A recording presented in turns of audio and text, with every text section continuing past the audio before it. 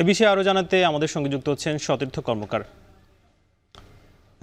সতীর্থ, স্বাগতম আপনাকে। আমরা দেখলাম যে মর্মান্তিক একটি দুর্ঘটনা কিন্তু আজ সকালে ঘটেছে। তো এই যে এখনো পর্যন্ত বলা হচ্ছে যে প্রায় ৬২ জন নিহত হয়েছেন এবং মাত্র ২ থেকে ৩ জন কিন্তু উদ্ধার হয়েছে, এবং যারা উদ্ধার হলেন তারা কিভাবে হলেন?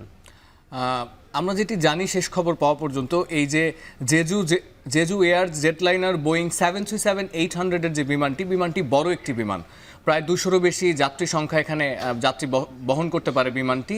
এই যে ১৮১ জন যাত্রী ছিল, আরোহী ছিল বিমানটিতে, ৬ জন ক্রু এবং ১৭৫ জন যাত্রী সহ। বিমানের সিসিটিভি ফুটেজ অ্যানালাইসিস করে কোরিয়ান গণমাধ্যম যে ইয়নহাপ, তারা যেটি দেখিয়েছে সেটি হচ্ছে বিমানের পুরো অংশটি আগুনে বিধ্বস্ত হলেও বিমানের পেছনের অংশটি, টেল যেটিকে বলা হয়, সেটি কিছুটা ছিল ক্ষতিগ্রস্ত কম হয়েছিল। সুতরাং প্রথমে পেছনের অংশটি ভেঙে সেখানেই আসলে উদ্ধারকর্মীরা পৌঁছান। এবং আমরা যেটি শুরুতে জানছিলাম, সিএনএন জানিয়েছে যে ২ জন যাত্রীকে জীবিত উদ্ধার করা হয়েছে এবং যারা নিহত হয়েছেন তাদের মধ্যে ২ জন থাইল্যান্ডের নাগরিক ছিল, এইটুকু তথ্যই জানানো হয়েছে। তবে ৬২ জন নিহত হলেও বাকি যারা জীবিত আছেন তাদের মধ্যে কয়েকজন গুরুতর অবস্থায় কিনা বা কাউকে হাসপাতালে নেওয়া হচ্ছে কিনা এ ধরনের কোনো তথ্য এখনো পর্যন্ত ইয়নহাপ জানায়নি। তবে উদ্ধার অভিযান চলছে এবং দেশটির ভারপ্রাপ্ত প্রেসিডেন্ট তিনি বলেছেন যে সামরিক সক্ষমতা সব ধরনের যন্ত্রপাতি নিয়ে আসলে উদ্ধার অভিযানটি চালানো হবে। সাকিব, যেহেতু একটি আন্তর্জাতিক একটি বিমানবন্দর, সেক্ষেত্রে বাকি যে ফ্লাইটগুলো রয়েছে সেগুলোর কি অবস্থা এবং ওঠানামা কি স্বাভাবিক হচ্ছে কিনা বা হতে কতক্ষণ লাগবে? সাকিব, এইটা নিয়ে আসলে দক্ষিণ কোরীয় গণমাধ্যম কোনো প্রতিবেদন করেনি। তবে আমরা স্কাইলাইনারের গিয়ে এই মোয়ান আন্তর্জাতিক বিমানবন্দরের যে ফ্লাইট শিডিউল সেটি দেখছিলাম। সেখানে আমরা যেটি দেখেছি যে এর পরবর্তী যে ফ্লাইটটি মোয়ান আন্তর্জাতিক বিমানবন্দরে ল্যান্ড করার কথা সেটি ছিল দুপুর ১২টা ৩৫ স্থানীয় সময়। ওই দুপুর ১২টা ৩৫ যে বিমানটি, সেটিও আসলে জেজু এয়ারলাইন্সেরই একটি বিমান ছিল। সেটি প্রথমে শিডিউল করা হয়েছে, অর্থাৎ সেটি ক্যান্সেলড অবস্থায় আছে অথবা বিলম্ব হতে পারে এমন জানানো হয়েছে। সেখান থেকে আরও ৫টি ফ্লাইট রাত ১০টা ২০ পর্যন্ত স্থানীয় সময়, এ পর্যন্ত অন্তর্বর্তীকালীন ৫টি ফ্লাইট আপাতত ক্যান্সেল বা শিডিউল দেখানো হচ্ছে। কিন্তু এই সংক্রান্ত বিষয়ে কোরীয় গণমাধ্যম কিছু বলেনি। তারা যেটি জানাচ্ছে যে ১০টার সময় তদন্তকারী কর্মকর্তারা বিমানবন্দরে পৌঁছেছেন, তারা আলামত সংগ্রহ করছেন। যেহেতু বিমানটি আসলে এয়ারওয়ের একটি দেয়ালে ধাক্কা খেয়ে অগ্নিসংযোগের ঘটনাটি ঘটে, সুতরাং ওখানে আসলে বলা হচ্ছে যে ল্যান্ডিং গিয়ারের সমস্যা ছিল।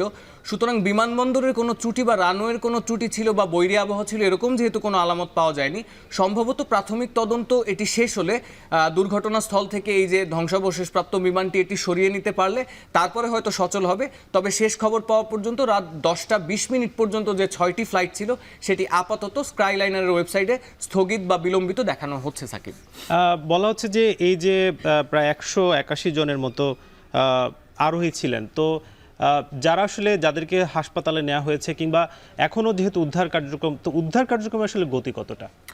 এখানে যেটি সমস্যা হয়েছে সেটি হচ্ছে দক্ষিণ কোরিয়া তো এমনি একটি রাজনৈতিক দ্বন্দ্বের মধ্যে দিয়ে যাচ্ছে। আমরা দেখেছি ২ সপ্তাহের ব্যবধানে ২ জন প্রেসিডেন্ট, একজন ক্ষমতাসীন এবং তারপরে ভারপ্রাপ্ত প্রেসিডেন্টকে করা হয়েছে, অপসারণ করা হয়েছে। মাত্র শুক্রবার আসলে বর্তমান যিনি প্রেসিডেন্ট হয়েছেন চো সে মং, তিনি আসলে দায়িত্ব নিয়েছেন শুক্রবার।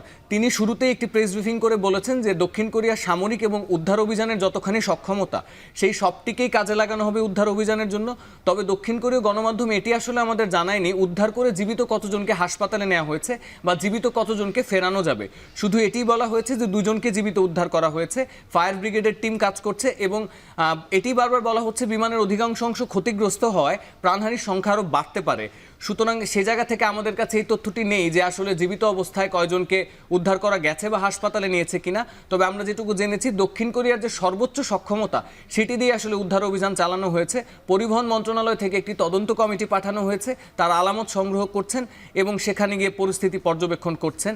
সুতরাং জীবিত উদ্ধারের বিষয়টি এখনও আমাদের কাছে পরিষ্কার নয়। সাকিব, ধন্যবাদ সতীর্থ, আপনি আমাদের সঙ্গে যুক্ত হওয়ার জন্য। দক্ষিণ কোরিয়ার মুয়ান আন্তর্জাতিক বিমানবন্দরে একটি বড় দুর্ঘটনা ঘটেছে কয়েক ঘন্টা আগে। সেখানে বেশ প্রায় অনেকজনই নিহত হয়েছেন এবং মাত্র উদ্ধার হয়েছেন ২ থেকে ৩ জন, সে খবর জানাচ্ছিলেন সতীর্থ কর্মকার।